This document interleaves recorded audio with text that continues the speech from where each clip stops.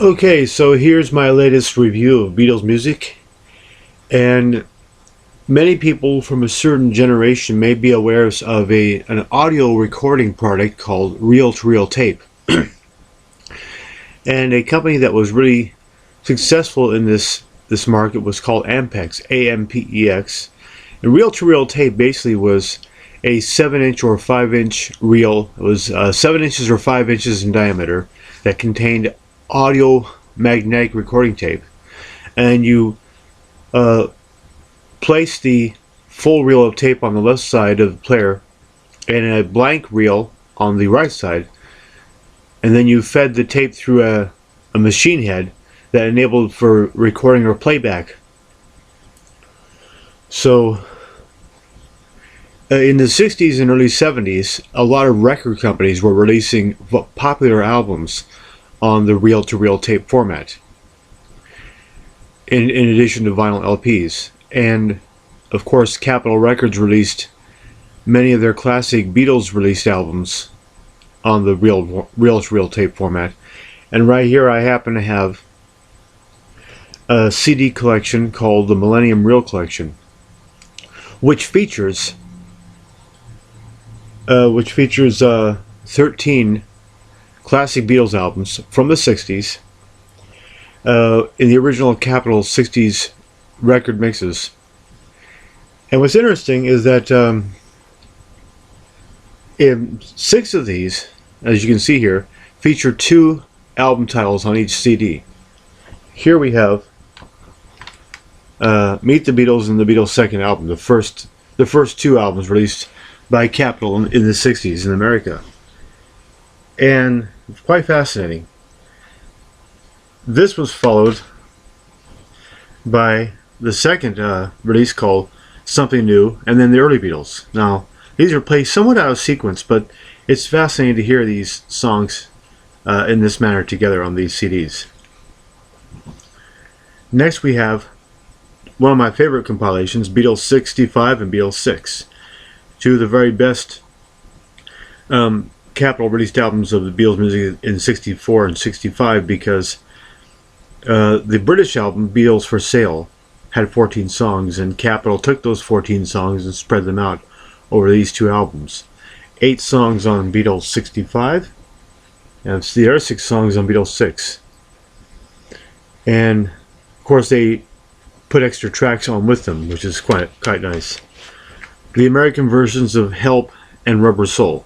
The Help soundtrack, unlike the British version, in America the Help soundtrack had 7 Beatles songs from the film, plus incidental additional recorded orchestral score for the film that was composed and conducted by the Ken Thorne Orchestra.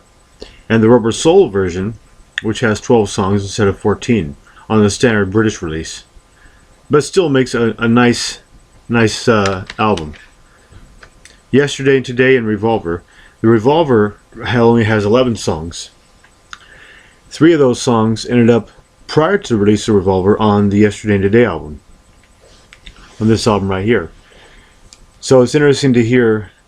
It was kind of like a nice preview of Revolver. It was kind of like hearing an advanced preview of what Revolver would sound like. Of course, that's an innovative, excellent release, as is all their music. These 2 were classic American releases. Magical Mystery Tour, released in 1967, if you can see that better. And then this one here, Hey Jude, was released in 1970. Featured 10 songs that up to that time had not been released on a Capitol released Beatles album in America. So that made for a nice compilation, which I liked a lot. But this is the most intriguing and most fascinating one, the White Album. Now, it was simply titled The Beatles. Now, Paul McCartney decided that this album, their album for 1968, should have a simplistic, simple title, in stark contrast and just opposite of a more elaborate title like Sgt. Pepper's Lonely Hearts Club Band. And unlike Sgt. Pepper's Lonely Hearts Club Band, which had the most innovative and most unique cover ever constructed and created for any album, the Beatles, this one here, had on its original vinyl release, a complete white cover. That's why it's known as the White Album. Now, the reason I'm bringing this one to your attention is quite fascinating, because there are 8 songs on this this CD release. This is like I said, these albums that I'm showing you in this presentation were mastered from the original reel-to-reel tape mixes of these albums, which means those are the versions behind these CDs.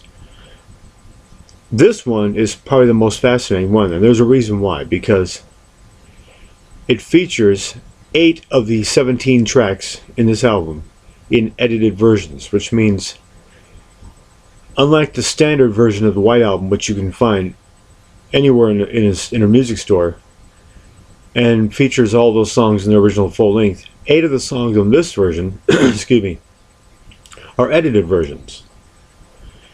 And the edited songs are Dear Prudence, Glass Onion, Don't Pass Me By, Why Don't We Do It in the Road, Your Blues, Helter Skelter, Cry Baby Cry, and Revolution 9. Those 8 recordings on this double album are edited. Were edited for the Ampex reel-to-reel tape release in 1968. Actually, the edited version appeared in 1969, first of all, when they first issued it in that format. So I guess due to time constraints, they had to whittle some of the songs down in length, which means they had to shorten some of the playing time of certain songs, and those 8 songs received the most specific editing job of any of them. So it's interesting on this CD, and by the way, the sound quality is excellent. The sound quality on these CDs is absolutely superb. So it's interesting to hear the sound quality on these CDs compared to the say the most recently released 2009 remasters, or the original versions from 1987. But to compare the edited versions of those 8 recordings on the White Album on this CD with the official versions is another fun comparison to draw to. So you can hear exactly which parts of those certain songs, those certain tracks, were removed prior to the release of the reel-to-reel versions. Anyway, that's pretty much what I have right here. And if you ever had the chance, you as the Beatles fan, if you ever had the chance to ever get any copies of these CDs, by all means get them. They're well worth seeking out, and they're an extraordinary group of albums to listen to, and you won't be disappointed, I guarantee it. Thank you.